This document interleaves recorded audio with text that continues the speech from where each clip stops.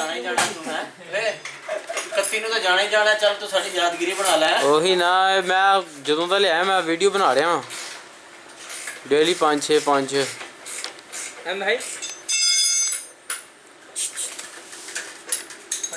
भाई काम करते हुए लोगों की बनाया करें, जो पहले बैठे उनकी ना बनाया। मैं भी काम कर रहा हूँ। आप इधर आए मेरे 2 मुठ मारे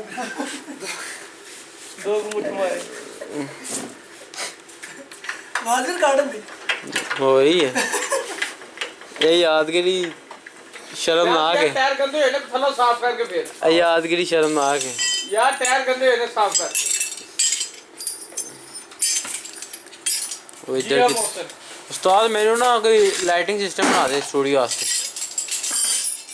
मार दे एंज ओए लाइट सही करके तू एंज करना है। नहीं हसन अली वांगू जनरेटर स्टार्ट करना है बाद जो आपने करा लो पै बाद करा लो बैठा